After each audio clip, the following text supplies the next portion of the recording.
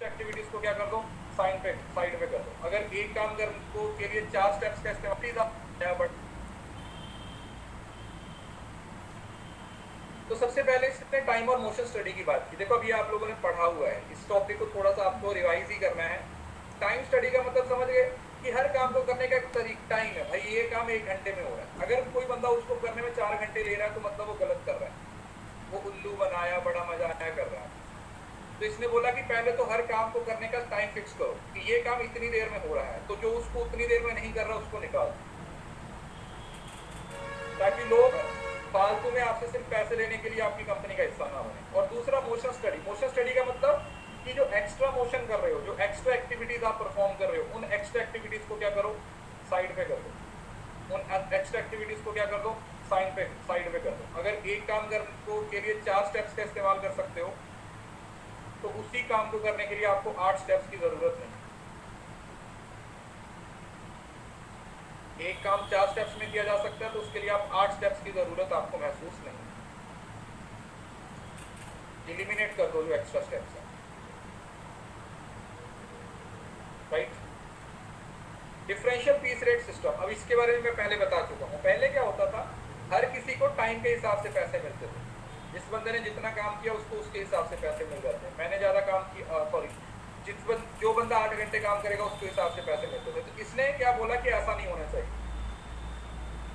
Based on standard time two page rate are device namely higher and lower, कि आप उस standard को meet कर रहे हो, मिनिमम है तो आपको मिनिमम पेमेंट मिलेगी। अगर उससे कम कर रहे हो तो पैसे काट लेंगे, उससे ज्यादा कर रहे हो तो आपको क्या दे दिया जाएगा, you will be getting the bonus. अगर उससे ज्यादा ले रहे हो, अचीव कर रहे हो, तो उसके बेसिस पे आपको क्या दे दिया जाएगा, हम आपको बोनस दे देंगे। Piece rate system, price rate नहीं, पीस रेट। पीस मतलब जितनी प्रोडक्शन कर रहे हो, जितना सामान बना रहे हो, पीस, 1 यूनिट 2 यूनिट, समझ लो। पीस रेट सिस्टम का मतलब जितनी यूनिट्स बना रहे हो, जितनी यूनिट्स बना रहे हो उतना आपको क्या दिया जाएगा, आपको उतना पैसा दे दिया जाएगा, ठीक है। जितनी यूनिट्स आप बनाओगे उतना आपको पैसा दे दिया जाएगा।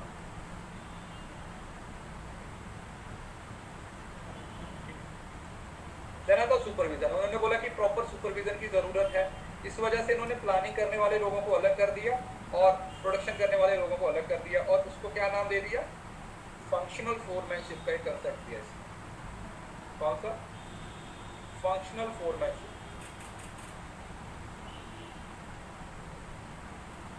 फंक्शनल फोरमैनशिप, फंक्शनल फोरमैनशिप का मतलब क्या था, टोटल 8 लोगों को इन्होंने काम कर दिया, जिसमें से आज 4 लोग हैं वो प्लानिंग फेज में काम करते थे। कैसे काम करते थे, 4 लोग थे वो प्लानिंग का काम करते थे, और 4 लोग हैं वो प्रोडक्शन का काम करते थे, जो कि यूनिटी ऑफ डायरेक्शन की क्या थी, सॉरी, यूनिटी ऑफ कमांड की एक्सेप्शन थी। क्योंकि यूनिटी ऑफ कमांड क्या कहता है कि एक टाइम पे आपको एक ही बंदा कमांड दे सकता है। यूनिटी ऑफ कमांड का मतलब क्या है कि आपको एक टाइम पे एक ही बंदा कमांड दे सकता है, आपका एक ही बॉस हो सकता है। लेकिन इसके अंदर क्या बोला गया कि ऐसा नहीं है, एक टाइम पे आपको अलग अलग 8 लोगों की कमांड है वो लेनी पड़ेगी। तो इसने फोकस किया कि साइंटिफिक रिक्रूटमेंट होनी चाहिए और लोगों को साइंटिफिक ट्रेनिंग देनी चाहिए, और बोला कि मैनेजमेंट और वर्कर्स के बीच में ना एक फ्रेंडली कोऑपरेशन होना चाहिए। कई बार क्या होता है, मैनेजमेंट वाले लोगों की नहीं सुनते, इस वजह से लोग हैं वो मैनेजमेंट की नहीं सुनते, होता है ना, मैनेजमेंट वाले लोगों की नहीं सुनते, लोग मैनेजमेंट वालों की नहीं सुनते। इस वजह से ये बहुत ज़्यादा ज़रूरी हो जाता है कि दोनों के बीच में कोऑपरेशन हो, दोनों एक दूसरे के साथ क्या करें, कोऑपरेट करें, आपस में कोऑपरेशन जरूरी है। दूसरा, प्लानिंग और एक्शन को अलग अलग कर दो, ये बताया था अभी आपको। हाँ, पीस और टाइम नहीं, डिफरेंशियल पीस रेट सिस्टम है। टाइम रेट सिस्टम तो पहले से ही चल रहा था। प्लानिंग के लिए अलग बना लो, एक्शन के लिए अलग बना दो। इसको क्या नाम दिया, फंक्शनल फोरमैनशिप, ठीक है। इससे सवाल बनता है, फंक्शनल फोरमैनशिप, इससे आपका सवाल है वो हर बार बनता है, functional foremanship. Replacement of old rule of thumb method with management of scientific method. पहले क्या होता था, रूल ऑफ थंब मेथड होता था, जो चला जा रहा है चलता जा रहा है, जैसे चल रहा है वैसे ही चलाते रहते। क्या होता था, जैसे चलाता जाता था चलता रहता। अरे हाँ भाई, कॉमर्स के सारे कोर्सेज करवाऊंगा, जो हो चुके हैं 3-4 यूनिट्स, तो उसको रिकॉर्डिंग से करिएगा, बाकी सारे कोर्सेज आएंगे आपके। Scientific selection and training of workers, workers को साइंटिफिक ट्रेनिंग देनी है, सिलेक्शन करनी है उनकी। Absolute cooperation between labour and management in work performance, और कोऑपरेशन जरूरी है किसके बीच में, लेबर और मैनेजमेंट के बीच में। There should be absolute cooperation between labour and management, कि लेबर और मैनेजमेंट के बीच में धांसू तरीके से कोऑपरेशन का होना जरूरी है। टाइम स्टैंडर्ड डिसाइड करो, किसी पर्टिकुलर टाइम को करने के लिए, किसी पर्टिकुलर काम को करने के लिए कितना टाइम लगेगा। फंक्शनल फोरमैनशिप, फंक्शनल फोरमैनशिप क्या है, एक्सेप्शन टू यूनिटी ऑफ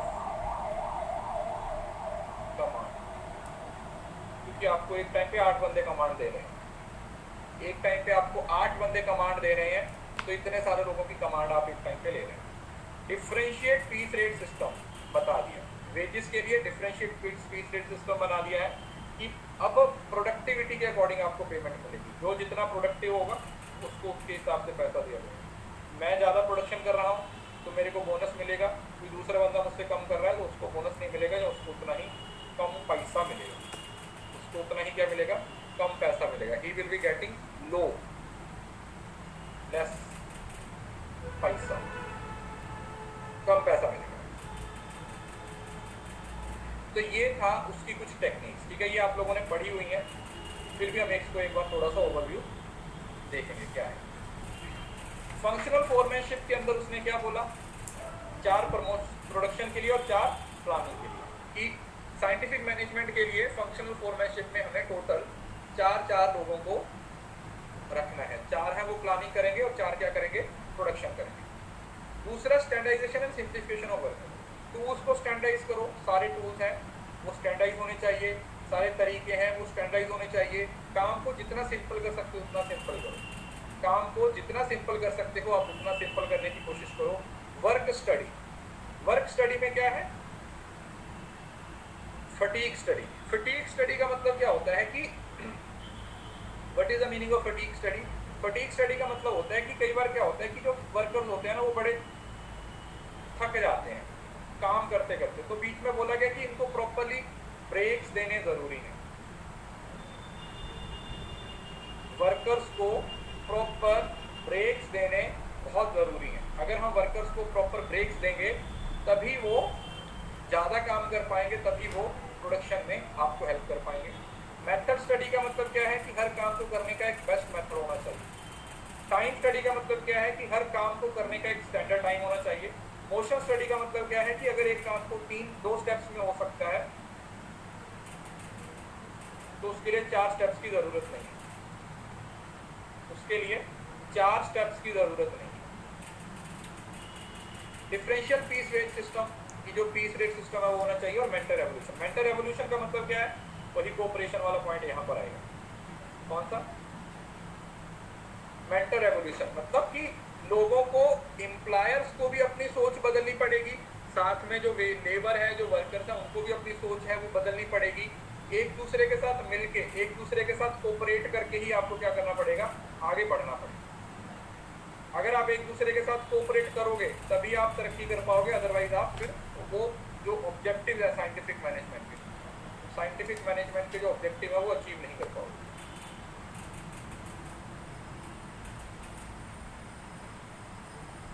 जो ऑब्जेक्टिव हैं उनको आप अचीव नहीं कर पाओगे, you will not be able to achieve that. ये आता पहले फंक्शनल फोरमैनशिप। तो अब इन्होंने बोला कि जो फैक्ट्री है उसको हम 2 हिस्सों में डिवाइड कर देंगे। एक होगा प्लानिंग, ये लोग हैं प्लान कौन करते हैं, क्लर्क, है ना। प्लानिंग का काम किसका होगा, एडमिन का काम किसका होगा, क्लर्क के पास होगा। और प्रोडक्शन का काम करने वाले इन्होंने बॉस बना दिया और साथ में इंस्पेक्टर बना दिया। तो RITS, रिट्स, और आप इसको सरजी से याद रख सकते हैं, रिट्स और सरजी, ठीक है। इधर रिट्स लिख सकते हो और इधर सरजी से याद रख सकते हो। पहला रूट क्लर्क। रूट क्लर्क का मतलब क्या हुआ? वो वाला बंदा जो आपको क्या बताएगा? रूट बताएगा कि ये जो काम होने वाला है वो कौन कौन से स्टेप्स को क्रॉस करेगा, कौन कौन से स्टेप्स को क्रॉस करेगा, कि पहले यहाँ पर होगा, फिर यहाँ पर होगा, फिर दूसरा स्टेप ये होगा। इंस्ट्रक्शन क्लर्क कौन क्या है? जो बाकी काम कैसे करना है, इंस्ट्रक्शंस के बारे में बताएगा, जो बाकी इंस्ट्रक्शंस देगा कि क्या कंडीशंस होनी चाहिए, क्या सर्कमस्टांसेस होने चाहिए, ये सब चीजें। टाइम और कॉस्ट, उस काम को करने के लिए कितना टाइम लगेगा, उस काम को करने के लिए कितनी पैसे लगेगी, ये कौन बताएगा? ये टॉप और कॉस्ट जो टाइम है। और शॉप डिसिप्लिनरी, डिसिप्लिनरी कौन होता है? जो पूरी मतलब ओवरऑल देखेगा, इन तीनों के काम को देखेगा, मतलब जो डिसिप्लिन मेंटेन करके रखेगा, जो डिसिप्लिन मेंटेन करके रखेगा, जिसके बेसिस पे हम ये डिसाइड करेंगे कि अच्छा भाई ऑर्गेनाइजेशन में जो भी हो रहा है वो सही तरीके से हो। और फिर आता है प्रोडक्शन, ये तो प्लानिंग वाले लोग हो गए। अब उसके बाद आता है प्रोडक्शन। अब प्रोडक्शन में क्या फोकस होगा? प्रोडक्शन में गैंग बॉस होगा, जिसका काम होगा मशीन, सब मशीन्स को रखना कि हर जगह पे हर मशीन सही जगह पे है, काम कैसे हो रहा है, जो एक्चुअली प्रोडक्शन के साथ लेना देना जिसका।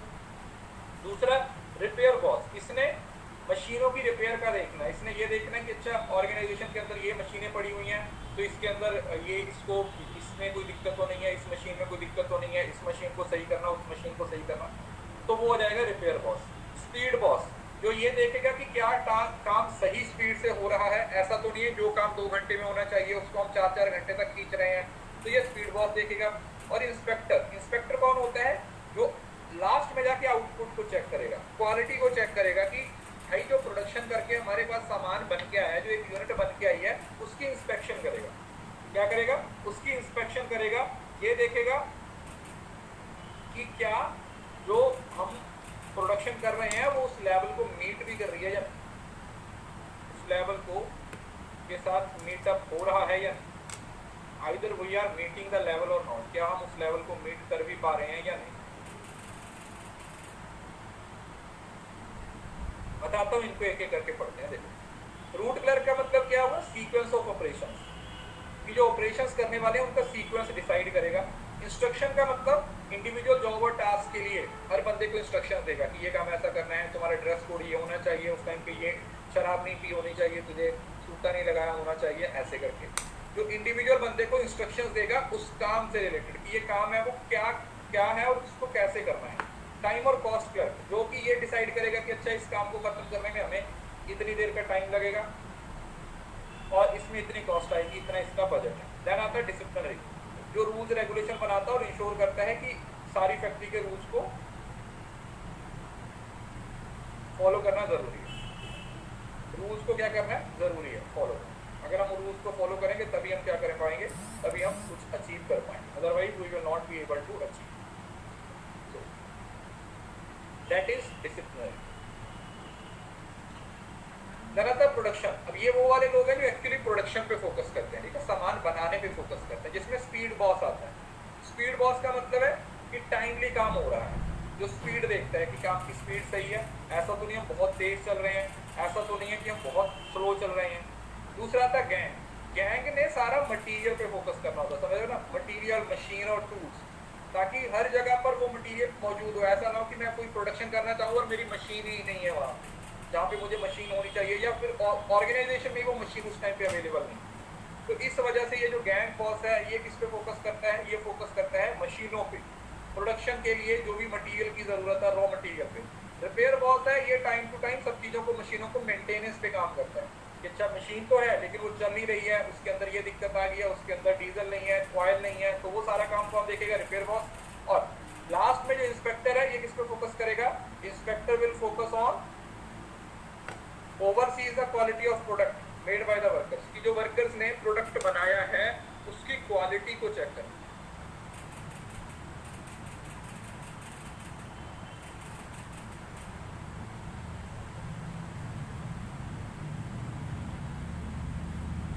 उसकी क्वालिटी को चेक करना, उसको इंस्पेक्शन करनी है, उसकी क्या करनी है? उसकी इंस्पेक्शन करनी।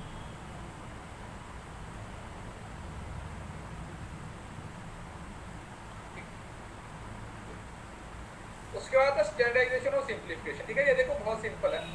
स्टैंडर्डाइज का मतलब क्या है कि अगर एक ही तरीके के, मैंने वही बताया था कि अगर आपके पास स्टैंडर्डाइज नहीं हुआ, आपका कोई प्रोडक्ट कैसा है कोई कैसा है, तो कोई उसकी आउटपुट नहीं हो जाएगी। और सिंप्लीफिकेशन का मतलब होता है कि हम चीज़ों को ना सिंपल रखें। जैसे फॉर एग्जांपल अगर आप शूज़ बना रहे हो तो आप 7 नंबर बना रहे हो, फिर 7.25 भी बना रहे हो, 7.50 भी बना रहे हो, 7.75 भी बना रहे हो, फिर 8 भी बना रहे हो। तो आप बोलते हैं यार इतना नहीं, 7 रखो या 8 रखो। जिसको 7 से ज्यादा चाहिए वो 8 पहन लेगा, जिसको 8 से कम चाहिए वो 7 पहन लेगा। मतलब एक स्टैंडर्ड बना देना ताकि इतने सारा प्रोडक्शन ना करना पड़े। अब सोचो जो आपकी कपड़े आते हैं वो किस तरीके से आते हैं। जैसे शर्ट का साइज कैसे आता है, जैसे small, medium, L, XL, double XL. अब इसके अंदर हमें पता है कि हाँ ठीक है ये 36 इंच है, ये 38 इंच है, तो ऐसा है। अब ऐसा तो है नहीं कि पहले 36 इंच भी आ रहा है, फिर 37 भी आ रहा है, फिर 38 भी आ रहा है, इतना तो नहीं होता ना। तो this is what we call simplification. Procedure को सिंप्लीफाई कर देना, सिंपल कर देना, ताकि हमें पता रहे कि हमें इतना ही काम करना है। जिसको ज्यादा की जरूरत है वो एक नंबर बड़ा देख लेगा, जिसको कम की जरूरत है वो एक नंबर छोटा देगा।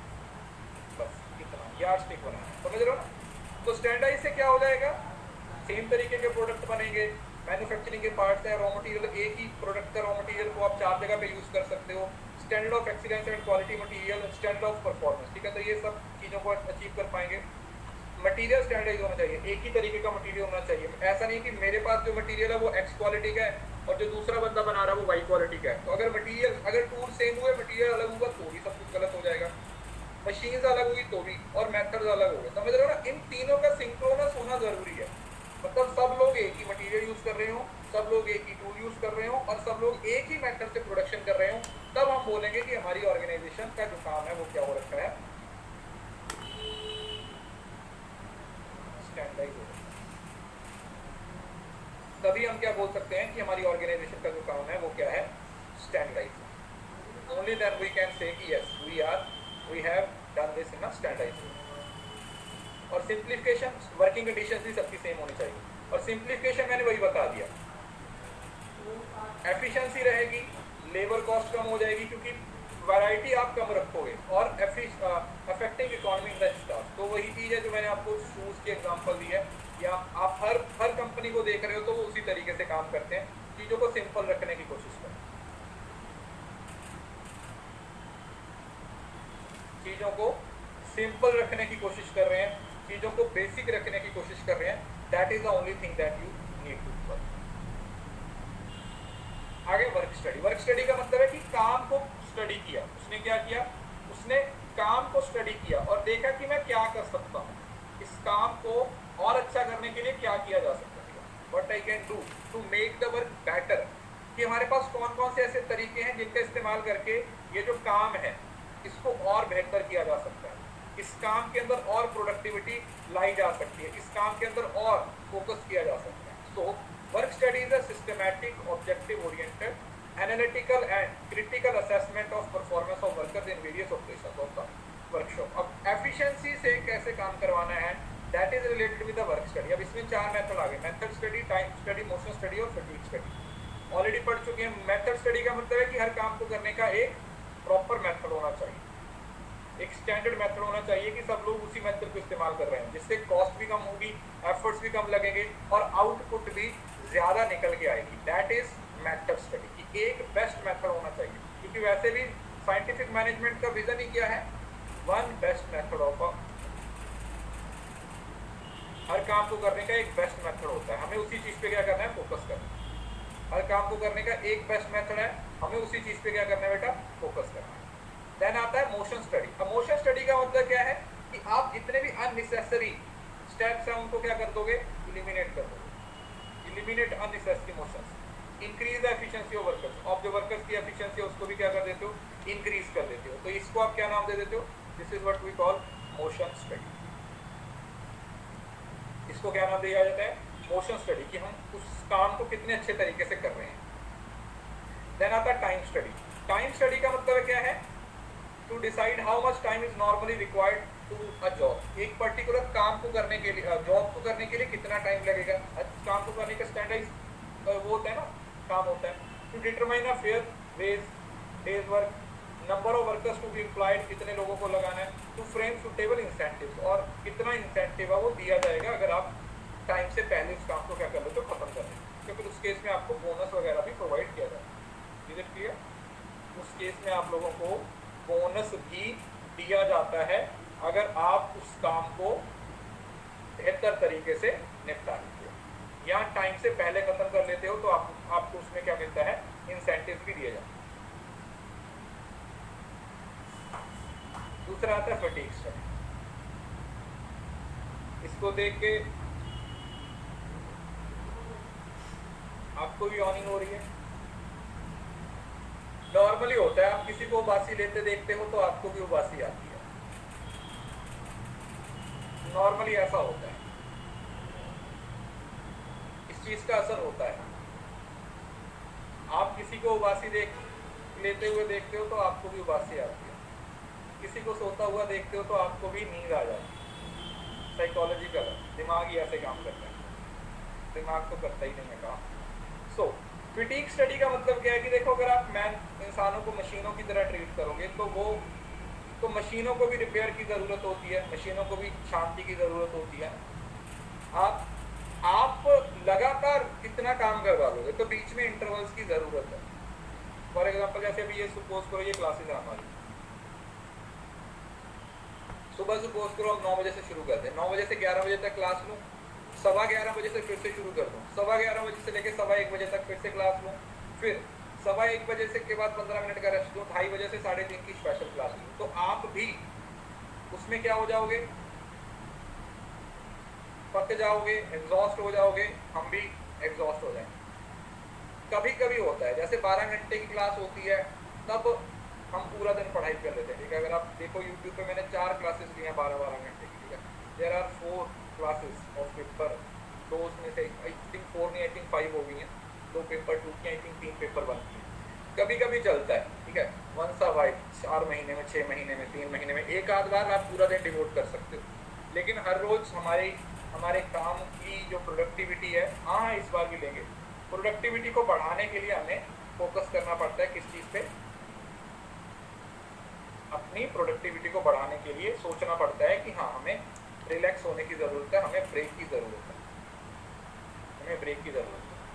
जैसे कई बार जब हम अनअकैडमी पे पढ़ाते हैं तो इतना लोड हो जाता है, इतना वर्क लोड हो जाता है कि बीच में फिर हम 3-4 दिन की छुट्टी ले लेते हैं, मतलब मैं तो ले लेता हूँ, बाकियों का नहीं मुझे पता, फिर मैं 3-4 दिन की एक साथ छुट्टी ले लेता हूँ जब मुझे लगता है कि बहुत ज़्यादा हो रहा है यार, थोड़ा सा मुझे ब्रेक की ज़रूरत है। फिर वो 3-4 दिन की जब मैं छुट्टी ले लेता हूँ ना, तो फिर उस टाइम के दौरान सिर्फ अपने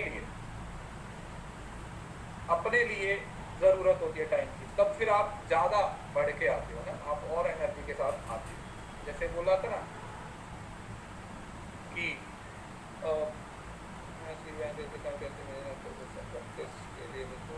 देखो प्रैक्टिस के लिए तो आप बेटा कोई सी भी बुक ले सकते हो, आपके कॉन्सेप्ट क्लियर होने चाहिए। एमसीक्यू के लिए तो आपको बहुत सारी बुक्स मिल ही जाएंगी, पियर्सन की ले लो, अरिहंत की ले लो, कार की ले लो, कुछ भी।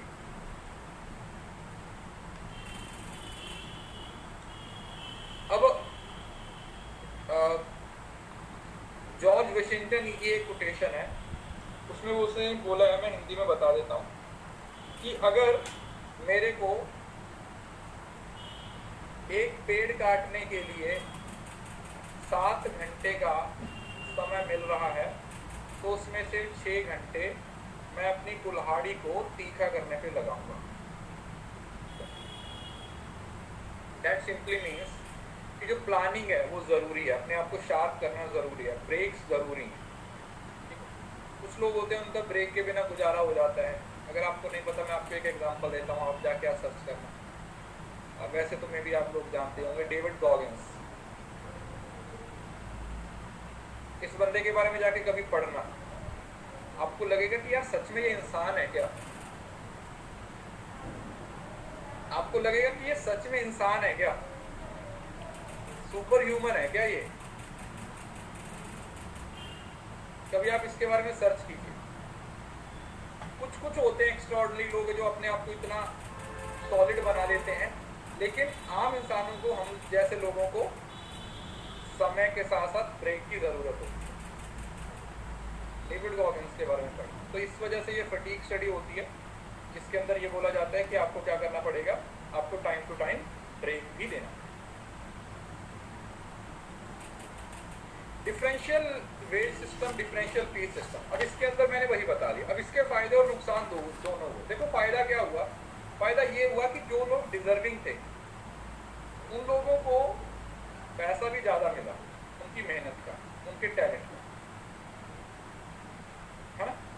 तो मैं मेहनत करता हूँ, दूसरा मेहनत नहीं करता, लेकिन हम 8 घंटे काम करते हैं और दोनों को बराबर सैलरी मिलती है, तो मेरे दिमाग में तो आएगा कि यार मैं तो इससे ज़्यादा टैलेंटेड हूँ, मेरे पास तो ज़्यादा स्किल है, मैं तो ज़्यादा मेहनत करता हूँ, फिर भी हम दोनों को पैसा एक जैसा क्यों मिल रहा है। तो इसने वो टैलेंट की रिस्पेक्ट की, इसने वो कैलिबर को कंसीडर किया। लेकिन इसमें दिक्कत ये हुई कि लोगों ने क्वालिटी को साइड पे कर दिया, क्योंकि हर किसी को नंबर नज़र आ रहा है, तो वो जैसा भी बना रहे हैं कोई दिक्कत नहीं, समझ रहे हो। इससे क्वालिटी डिस्टॉर्ट हो गई। लोगों को ये है कि अच्छा 100 यूनिट्स की बजाय 200 बनाओ, तो 100 की बजाय 200 बनाओगे तो वो 200 यूनिट्स कैसी बनेगी, इसको आप खुद भी समझ सकते हो कि वो जो 200 यूनिट्स है वो कैसी बनेगी। तो क्वालिटी की जगह पर जब क्वांटिटी पे फोकस हो गया, ये इसका सबसे बड़ा ड्रॉबैक था, ये इसका सबसे बड़ा ड्रॉबैक था। तो ये एक रीजन था कि इसको निगलेक्ट किया गया। ये देखो, ये बोला ना workers pushed to payment by loader. अब जो बेचारा स्टैंडर्ड को मीट नहीं कर रहा उसके पैसे काट रहे हैं, मिनिमम वेजेस की कोई गारंटी नहीं है, और उनकी हेल्थ भी अफेक्ट होती है क्योंकि वो स्टैंडर्ड टाइम को मीट करने की कोशिश, समझ रहे हो ना, एक बर्डन सा बन गया उनके दिमाग में। देखो हर चीज़ के जहाँ पर बहुत सारे एडवांटेज होते हैं, जहाँ पर बहुत सारे एडवांटेजेस होते हैं, वहाँ पर बहुत सारे डिसएडवांटेजेस भी होते हैं।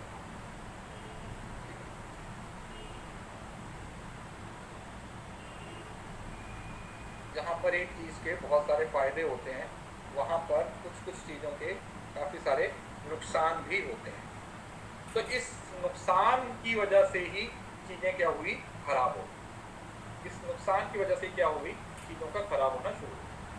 अब मेंटल रेवोल्यूशन का मतलब क्या हुआ? मेंटल रेवोल्यूशन का मतलब क्या हुआ कि यहाँ पर लोगों को समझ आ गया कि वर्कर्स को भी और मैनेजमेंट को भी अपनी सोच को चेंज करने की जरूरत है।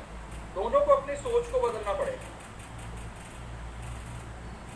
अरिहंत की भी आएगी बेटा, पियर्सन की भी बुक ले सकते हो, ट्रूमैन की भी आती है, उपकार की भी आती है, बहुत सारी किताबें आती है। मार्केट में जाओ, चारों किताबों को खोलो और पढ़ो, देखो किसमें तुम्हें अच्छे सवाल मिल रहे हैं, किसमें क्वेश्चंस का लेवल अच्छा है, तो आप उसको ले सकते हो। जब मैंने पढ़ा था तब हमारे टाइम पे ज़्यादा किताबें नहीं आती, अरिहंत आती थी, ट्रूमैन आती थी और उपकार आती थी। तो मेरे पास 3 ही महीने का टाइम था। नहीं, वो दूसरे एग्जाम के लिए पूछ रहे हैं। तो मैंने 1 महीने में अरिहंत के सारे सवाल लगा दिए, उसको वापस किया, ट्रूमैन ले आया। 1 महीने में ट्रूमैन सारा लगा दिया, उसको वापस करके उपकार ले आया और फिर उपकार के सारे सवाल लगा दिए। क्योंकि पैसे की कमी थी, तो ये होता था कि सारी किताबों में पैसा तो नहीं लगा सकते, तो जो पढ़ लेते थे वापस दे देते थे, 100-200 की रख लेते थे और बीच में 100-200 डाल के दूसरी किताब ले लेते थे। तो मेंटल रेवोल्यूशन में यही चीज आई कि लोगों को ये समझ आ गया कि वर्कर्स को मैनेजमेंट की जरूरत है, वर्कर्स को मैनेजमेंट की जरूरत है, और जो मैनेजमेंट है उसको वर्कर्स की जरूरत है।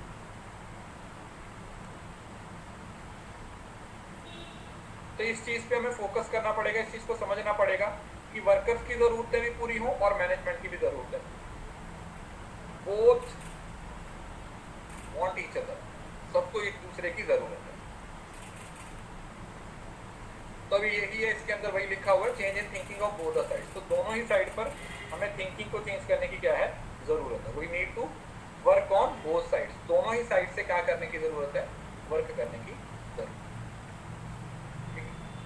है। 1 मिनट का ब्रेक ले लो, फिर इसको आगे बढ़ते हैं, ठीक है। अब्सॉर्ब कर लो जितना पढ़े हैं।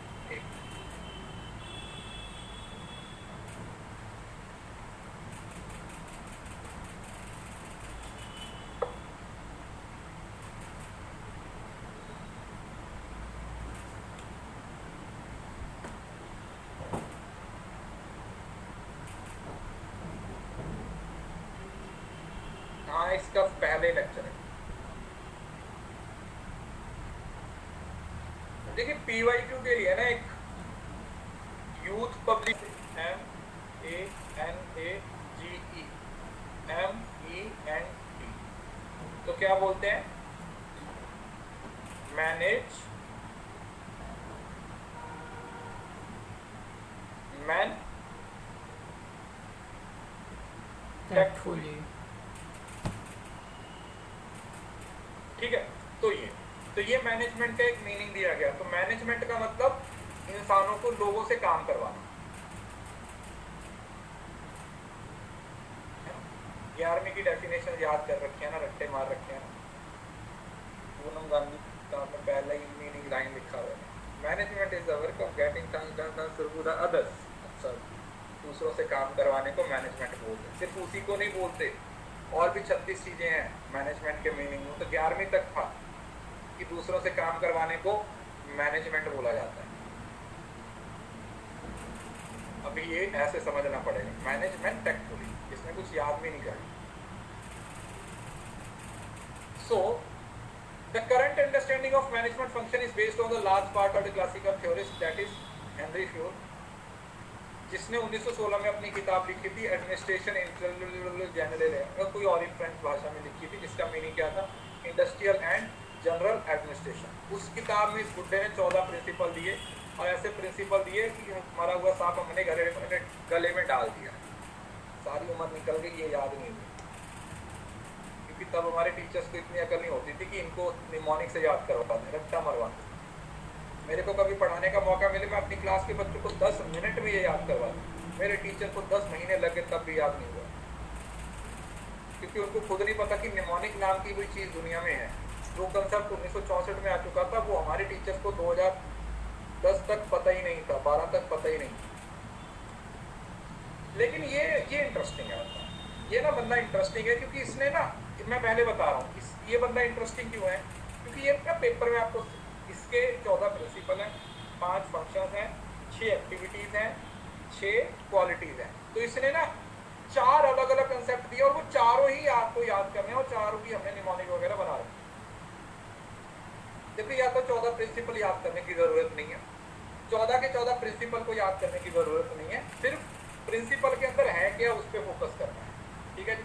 प्रिंसिपल नहीं याद करने आपको, सिर्फ ये याद रखना है कि ये वाला प्रिंसिपल था, क्योंकि अगर इस बार सवाल आता भी है तो वो ऐसा पूछेगा कि या तो प्रिंसिपल का मीनिंग पूछेगा, या फिर वो मैच द कॉल में बना के पूछेगा, या फिर वो अगर उसका ज़्यादा ही दिमाग घूम गया तो आपसे ये पूछ सकता है कि इसमें से कौन सा प्रिंसिपल ना है, कि भैया इसमें से कौन सा प्रिंसिपल नहीं है, मेरे को ये बता दो,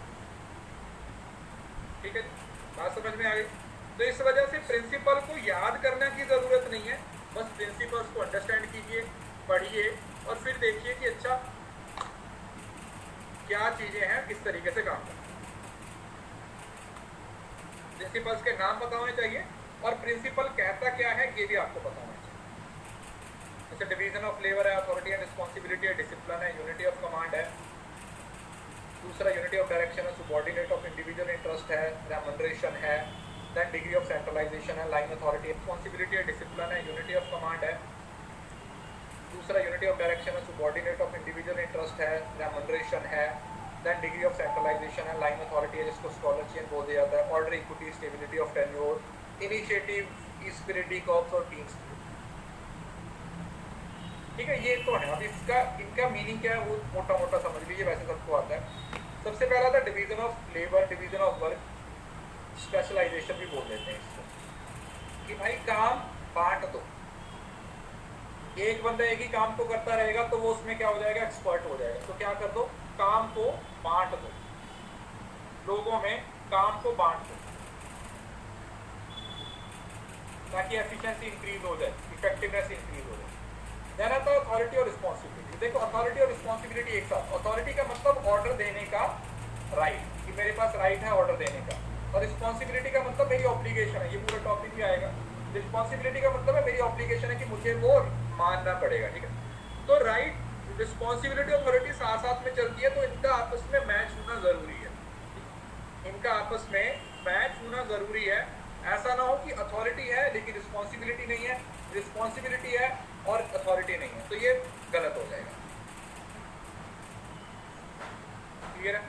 देन आता डिसिप्लिन। डिसिप्लिन का मतलब क्या हुआ कि भैया obedience to authority, discipline maintain करके रखो, जो भी रूल्स है उनको फॉलो करो, जो भी रूल्स है उनको फॉलो करो, रूल्स को ब्रेक नहीं करना। तो डिसिप्लिन का मतलब follow the rules, follow the rules, follow the rules comes under discipline. तभी डिसिप्लिन मेंटेन होगा। जैसे आप लोगों ने देखा होगा आर्मी वाले करते हैं, आर्मी वाले करते हैं, किस तरीके से करते हैं, आर्मी वाले करते हैं। देन आता है यूनिटी ऑफ कमांड और यूनिटी ऑफ डायरेक्शन। अब इसको लेके बच्चों के दिमाग में बहुत कंफ्यूजन रहती है, तो आज हम इस कंफ्यूजन को क्लियर करते हैं। यूनिटी ऑफ कमांड का मतलब क्या हुआ कि एक टाइम पे एक ही बंदा आपको कमांड दे सकता है। एक टाइम पे दो कमांड देंगे तो आप किसी की कमांड को फॉलो नहीं करोगे। कमांडर कौन होता है? एक ही कमांडर होता है। आर्मी में कमांडर क्या होता है? एक ही कमांडर होता है। तो एक टाइम पर एक ही बंदा है तो वही आपको कमांड देगा, उसके अलावा आपको कोई ऑर्डर नहीं देता। यूनिटी ऑफ डायरेक्शन, डायरेक्शन का मतलब होता है दिशा। दिशा मतलब पूरी ऑर्गेनाइजेशन एक ही दिशा में जा रही है। कहने का मतलब है क्या है कि अंत सबका बराबर है, बस सब लोगों ने मिलकर उसकी तरफ बढ़ना है। तो ऑर्गेनाइजेशन का एक ही ऑब्जेक्टिव है, ऑर्गेनाइजेशन का एक ही एम है, और पूरी ऑर्गेनाइजेशन मिलके जो भी एक्शन ले रही है वो उस अल्टीमेट गोल को, उस एंड गोल को अचीव करने के लिए मेहनत कर रही है। To achieve that goal, to achieve that aim.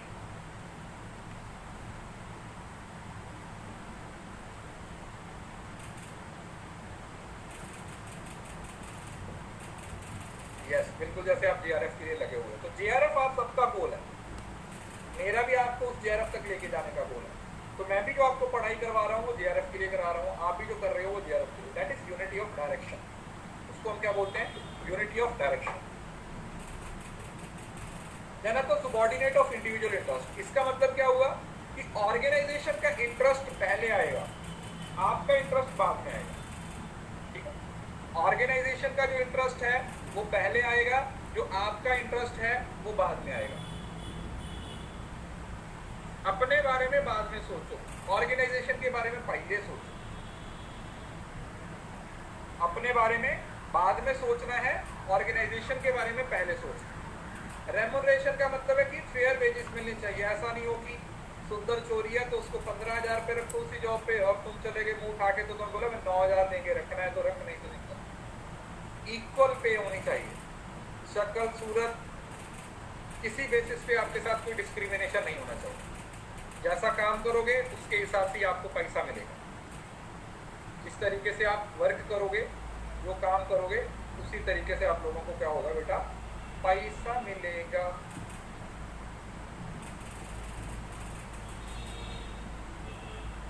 Yes, actually this applicable to private. ऐसा है यार, मैं तो हंसी मजाक में बोल रहा हूँ, लेकिन आप ये चीजें एक्चुअली में होती हैं।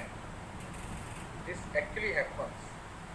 फिर बोलते हैं कि लड़के लड़कियां बराबर नहीं। असल में लड़के लड़कियां बराबर नहीं है भैया।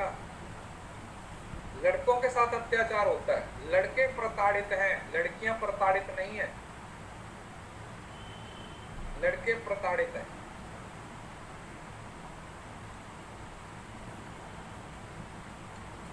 आ गया था सेंट्रलाइजेशन। सेंट्रलाइजेशन का मतलब क्या हुआ कि डिग्री ऑफ सेंट्रलाइजेशन है वो डिसाइड होनी चाहिए, और वहां से पूरे का पूरा ऑर्गेनाइजेशन को क्या करना, कंट्रोल करना। बीच में एक बंदा बैठा हुआ है, वो अपना काम कर रहा है, पावर एक ही बंदे के पास है, तो वो ऐसे कठपुतली की तरह नचा रहा है। Scholar chain. स्कॉलर चेन का मतलब है कि ऊपर से नीचे की तरफ एक प्रॉपर सिस्टम है कम्युनिकेशन में, एक प्रॉपर फ्लो बना हुआ है। जैसे लाइन मैनेजमेंट सिस्टम होता है ना, टॉप से नीचे, हायरार्की बोल सकते हो, हायरार्की। हायरार्की का मतलब क्या हुआ है कि एक स्ट्रक्चर बना हुआ है ऊपर से नीचे की तरफ जाने का। आपको पता है कि कौन किसको किसके साथ कैसे कम्युनिकेशन करेगा। मुझे पता है कि मैं इसके साथ कम्युनिकेशन कर सकता हूँ, इसके साथ नहीं कर सकता हूँ, तो मेरे को इसको क्रॉस करके उस बंदे के पास जाना पड़ेगा। लेकिन इसकी एक एक्सेप्शन है, दैट इज गैंग प्लान, जिसके अंदर ये बोलता है कि इमरजेंसी के केस में आप छलांग भी लगा सकते हो। गैंग प्लान क्या है? इसकी एक्सेप्शन है जिसके अंदर ये बोलते हैं कि अगर इमरजेंसी हो जाए, अगर इसके अंदर इमरजेंसी होए तो आप जंप भी कर सकते हो। क्या किया जा सकता है? छलांग भी लगाई जा सकती है।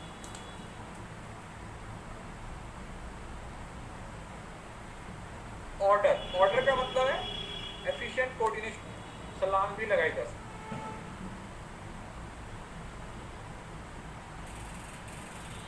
ऑर्डर, ऑर्डर का मतलब है efficient coordination of all element इधर, managing must follow the right place for right thing, right, everything is right place and right place at everything.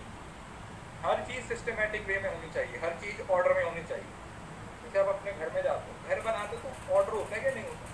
घर में एंटर किया, सामने सामने एंटर किया, सामने वॉशरूम बना हुआ, वहां से आओ इधर ही आ जाओ, नहीं, घर में एंटर करोगे तो एक सिस्टम होगा ना, अब किधर जाना है भाई, बेडरूम होगा, कोई लॉबी होगी, कोई किचन होगा, कुछ होगा,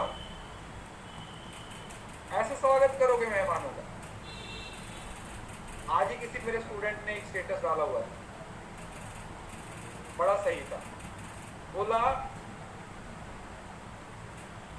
दुश्मनों के 3 दर्जे होते हैं, पहले होते हैं दुश्मन, देन होते हैं जानी दुश्मन, तीसरे होते हैं रिश्तेदार। तो बहुत सही है यार, बहुत ही ज्यादा सही।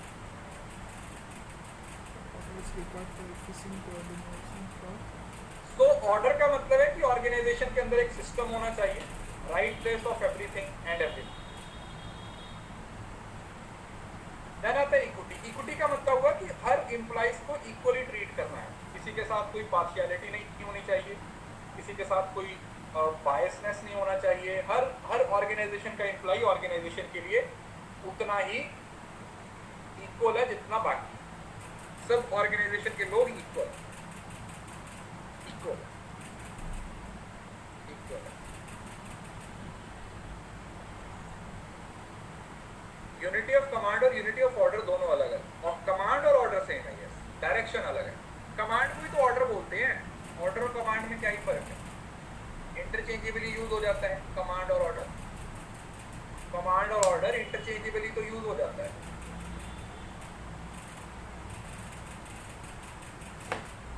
Stability of tenure of persona, लोगों को अपनी जो जॉब है ना उसकी सिक्योरिटी चाहिए, जॉब, लोगों को जॉब सिक्योरिटी चाहिए। ऐसा नहीं है कि मैं आज गया हूं जाके मुझे बोले बाय टाटा, ऐसा नहीं, जॉब सिक्योरिटी होनी चाहिए, टेन्योर होना चाहिए प्रॉपर। इनिशिएटिव, इनिशिएटिव के अंदर है कि लोगों को ना अपनी बात रखने का, अपने आइडियाज को एक्सप्रेस करने का मौका मिलना चाहिए, लोगों को अपने विचार व्यक्त करने का मौका मिलना चाहिए, कि लोग आए, अगर मेरे पास कोई आइडिया है तो ऐसा ना हो कि मेरे आइडिया को कोई सुन ही नहीं रहा।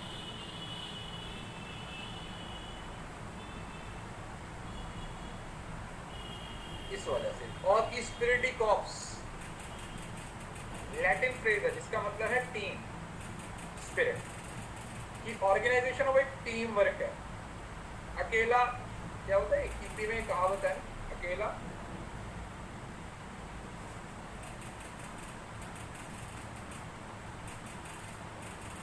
नहीं, एक अकेला नहीं, नहीं, हाँ ये ऐसा कुछ अकेला चना भाड़, पता नहीं ऐसा कुछ, हाँ अकेला चना भाड़ नहीं पोता, हाँ कुछ ऐसा ही है, मतलब जो भी है।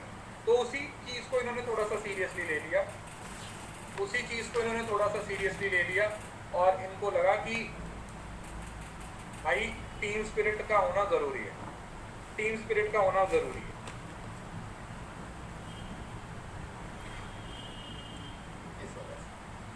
अब उसके बाद इसने 6 एक्टिविटीज दी। अब इस एक्टिविटीज का हमने एक निमोनिक बनाया था, फास्ट सीएम। ये वो चीजें जो आपको आएंगी, ये वो चीजें जो आपको आएंगी, तो आपको याद करेंगी। तो इसने बोला कि एक मैनेजर है जो एक मैनेजमेंट का बंदा है, तो वो 6 अलग अलग तरीके की एक्टिविटीज को परफॉर्म करेगा। पहला तो टेक्निकल, जिसमें टेक्नोलॉजी का इस्तेमाल होगा, प्रोडक्शन, मैनेजमेंट, मैन्युफैक्चरिंग और एडप्टेशन। कमर्शियल, लोगों के साथ डील करना, ट्रेड करना, बाइंग सेलिंग एक्सचेंज। फाइनेंशियल, पैसे के साथ कहाँ से पैसा लगाना है, लेके आना है, कहाँ पे लगाना है। सिक्योरिटी का मतलब है कि अपनी सिक्योरिटी प्रोटेक्शन करनी लोगों की। अकाउंटिंग एक्टिविटीज, वही स्टॉक को रखना। नहीं नहीं, स्टेप वाइज नहीं है ये स्टेप वाइज नहीं, लेकिन ये पेपर में पूछा जरूर जाएगा, ठीक है। They will ask you definitely, वो आपसे पूछेंगे जरूर। देन आता managerial activities, management, planning, organisation, commanding, coordinating और कंट्रोल। पहले तो ये, तो क्या हुआ, भैया ने 14 प्रिंसिपल दिए और भैया ने 6 एक्टिविटी। पहले तो ये लिखो, पहला भैया ने 6 एक्टिविटीज दी और भैया ने 14 प्रिंसिपल दी। अभी और भी कुछ कुछ ये बताएगा। उसके बाद ये भैया मैनेजमेंट के 5 फंक्शन भी देंगे, 5 मैनेजरियल एलिमेंट्स या 5 मैनेजरियल फंक्शन भी देंगे। POC, C C C C C C C C C सी,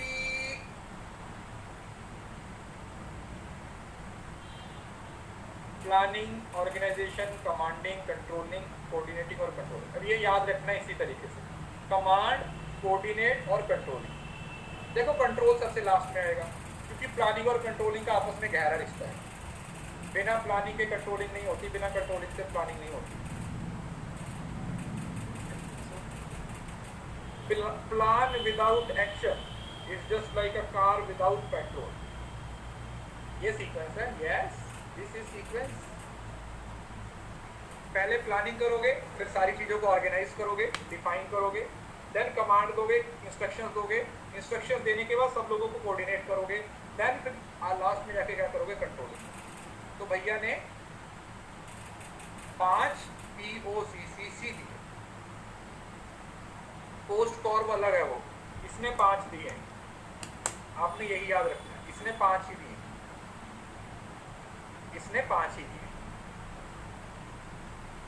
ठीक है। वो आई थिंक वो लूथर का है, लूथर वेब सीरीज भी है, क्लियर है जी। तो 6 एक्टिविटीज समझ आ गया, ये ऊपर लिखी हुई है, ये वाली 6, दूसरा ये वाली 5 इसके फंक्शन है।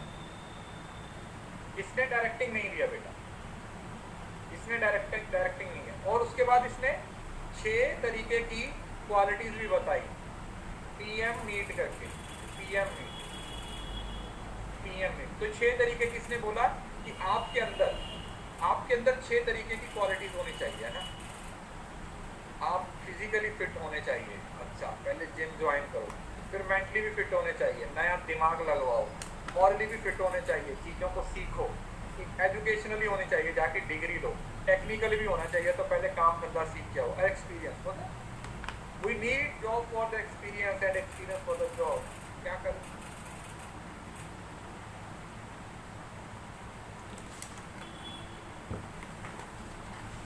जॉब के लिए बोले तो एक्सपीरियंस लेके आओ, एक्सपीरियंस के लिए जॉब चाहिए, कैसे चलेगा, कैसे चलेगा बताओ। तो ये वही है कि भाई जैसे जैसे आप काम करते जाओगे वैसे वैसे आप लोगों का जो एक्सपीरियंस है वो क्या होता जाएगा, इंक्रीज होता जाएगा। जैसे जैसे आप काम करते जाओगे वैसे वैसे आप लोगों का एक्सपीरियंस होता जाएगा। मेरे एक्सपीरियंस नहीं यार, मतलब बंदा के डॉक्टर एक पंडित जी के पास आता, बोले बेटा तेरी जिंदगी बहुत परेशानियों से भरी हुई है। बोला अच्छा क्या हुआ, बोला 6 महीने तेरी जिंदगी परेशानियों से भरी रहेगी, तेरे हाथ की रेखाएं बता रही कि 6 महीने इतनी परेशानियां आएंगी, इतनी परेशानियां आएंगी, तेरे को सांस लेने का समय नहीं मिलेगा। तो 6 महीने के बाद सब ठीक है, बोला हाँ बेटा फिर आदत पड़ जाएगी परेशानियां थोड़ी चले जाएंगी, you will be used to, हो जाओगे ऐसे ही। चलो चलता है, सबके साथ हो रहा है, हमारे साथ भी होगा। So these are some of the activities. तो एक्टिविटीज और भी बाकी सारी चीजें, ये एक्टिविटीज, ये क्वालिटीज हैं, ये एक्टिविटीज है, ये वाले फंक्शंस हैं और ये 14 प्रिंसिपल। तो 4 चीजें हैं वो आप लोगों को याद रखना।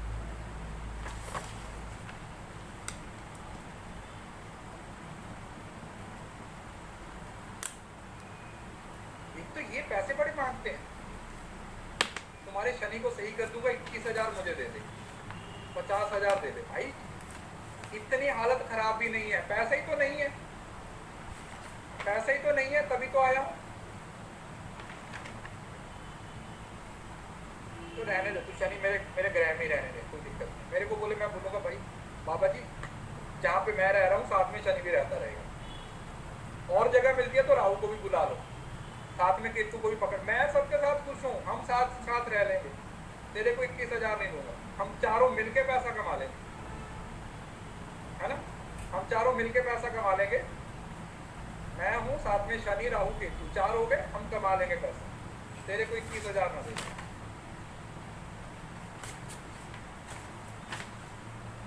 14 प्रिंसिपल को बेटा याद करने की जरूरत नहीं, बाकी ये जो 6 एक्टिविटीज, 6 क्वालिटीज, 5 फंक्शन, ये याद करने हैं। 14 प्रिंसिपल्स वैसे आपको पता होने चाहिए ताकि अगर उसमें से कोई सवाल बनता है तो आप उसका आंसर दें।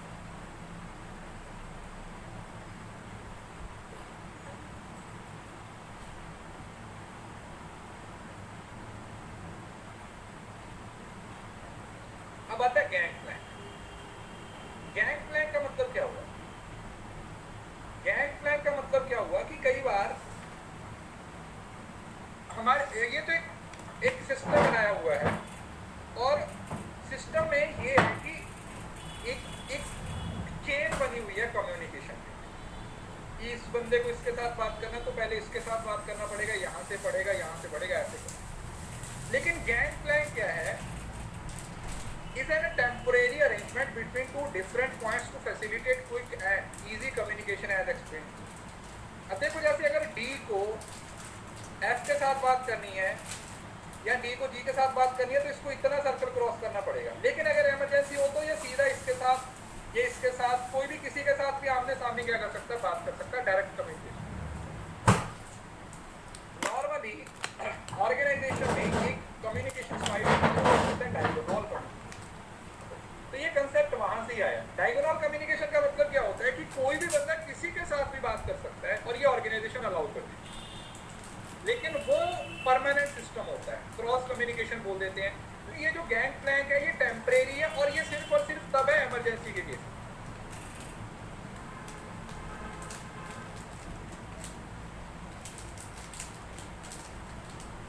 इमरजेंसी के केस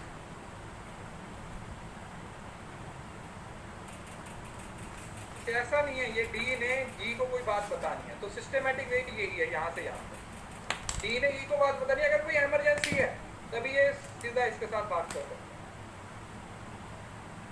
इसने इमरजेंसी में ई को बोल दिया, ये बोला डर गया, क्या हुआ? मैनेजमेंट वाले सोचे जंप क्यों कर रहे हैं? बोला कुछ नहीं है सर, वो दीपिका ऑर्गेनाइजेशन छोड़ के जा रही है, इसने उससे 100 रुपये लेना, फिर फटाफट जाके ले ले, छोड़ के निकल जाएगी, तेरा 100 रुपया भी चला जाएगा। इमरजेंसी है, इमरजेंसी है, जान निकल जाती है इससे। ऑर्गेनाइजेशन के लिए इमरजेंसी, पर्सनल इमरजेंसी नहीं।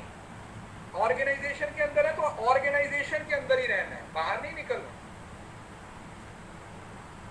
ऑर्गेनाइजेशन के अंदर ही है। So it clarify the management principle are not rigid, that they are very flexible, very चालाक ब्रो, यू आर चालाक ब्रो। तो ये बोलते हैं कि ऑर्गेनाइजेशन के जो प्रिंसिपल है ना, एक्सेप्शनल केसेस में हम उनको मॉडिफाई भी कर सकते हैं, अगर इमरजेंसी हो तो शॉर्टकट भी लगा सकते हैं। सुनील शेट्टी के साथ भी गुजारा कर सकते हैं कि शिल्पा शेट्टी नहीं मिलती, समझ आए? तो इमरजेंसी के केस में काम होगा, नॉर्मली नहीं होगा। जहां पर आपको लगता है ना कि ये बहुत इमरजेंसी ऑर्गेनाइजेशन के लिए, तब आप इस चीज पे फोकस करोगे, अदरवाइज आप इस चीज पे फोकस कुछ नहीं। लप्पू सा टॉपिक है, इंग्लिश सा सब्जेक्ट है, क्या ही है इसमें, बड़ा आसान सा। गैंग प्लैंक, इसको लेवल जंपिंग भी बोल देते हो।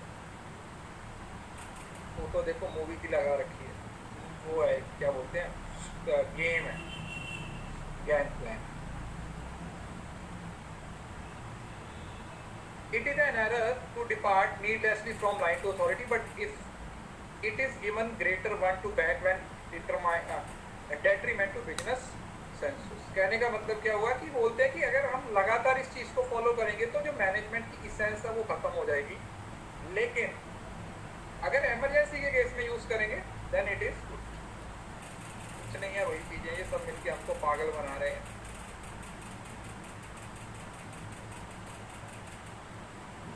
वो भी बहुत फेमस है। क्लियर है जी? तो समझ आ गया, इस आंटी से पहले तो वो आंटी फेमस हुई थी। गैंग प्लैंक का मीनिंग समझ आ गया। देयर इज एक्सेप्शन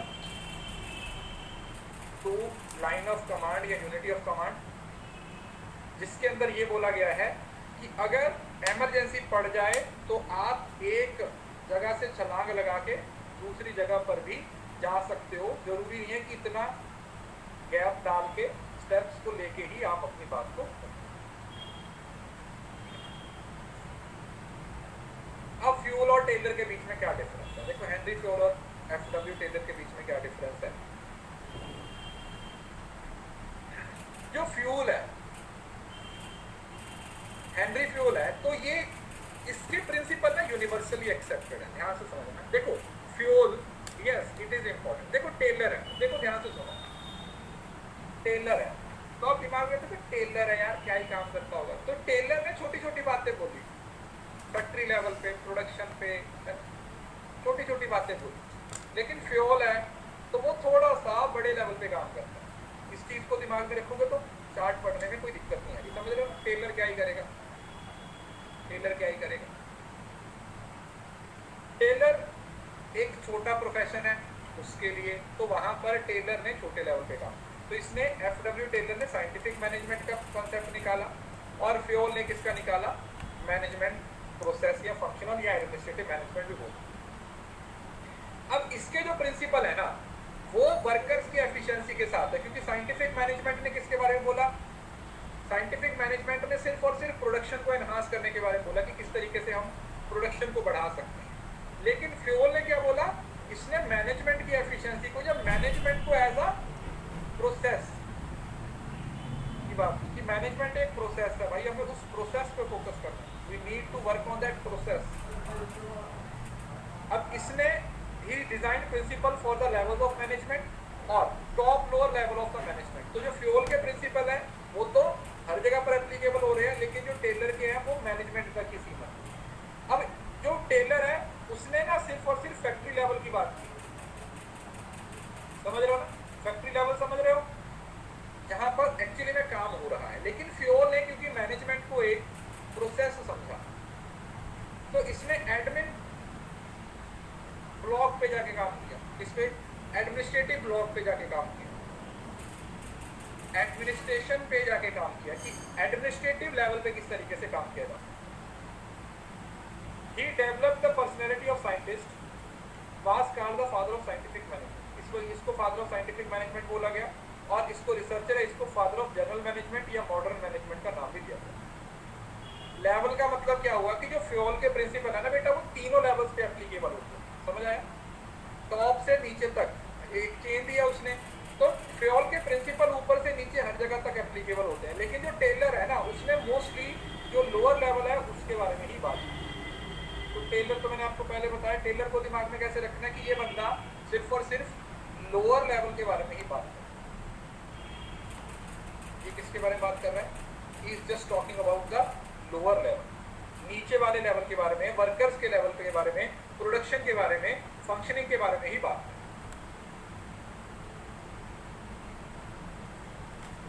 ठीक है जी? तो ये इसका कंसेप्ट है।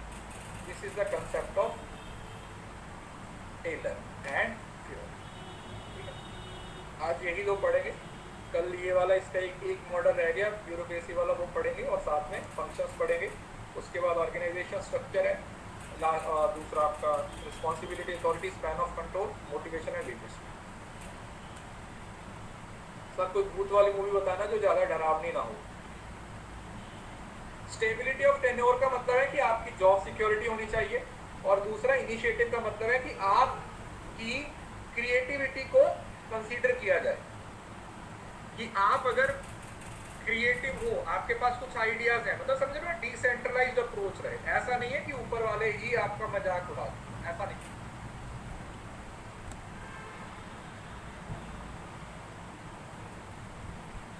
मैंने एमबीए रेगुलर नहीं की, मैंने एमबीए मेरी मास्टर्स थी तो हमारी एलपीयू की 1 साल में एमबीए करवा रही थी, तो मैंने सीधा 3rd सेमेस्टर में एडमिशन ली। शाम को 7 बजे इको की क्लास लेंगे, आज इको खत्म हो जाएगा, इको की क्लास लेंगे, उसमें खत्म हो जाएगा। हाँ मैं अभी क्लास लगा दूँ। प्रीति अभी आप पढ़ सकते हो बेटा, मार्केटिंग कर सकते हो, इको कर सकते हो, स्टैट वाले भी पढ़ सकते हो, बिजनेस मैनेजमेंट है। तो ये जो अभी फरवरी जुलाई से शुरू हुआ वो पे शो हो जाएगी आपको, टेंशन मत लो, वो मैं लगा दूंगा, वो आपको पता चल जाएगा। जिनका फर्स्ट डे है ना वो यहाँ से लाइव करो, और इससे पहले की जो क्लासेस हो गई हैं वो रिकॉर्डिंग से करो। रिकॉर्डिंग से सब कुछ है, जो आप पढ़ना चाहते हो तो पढ़ सकते हो। एक्सॉरिस्ट देखी है, अभी पॉप्स एक्सॉरिस्ट भी आई थी, वो भी देखी। इसी टाइम पे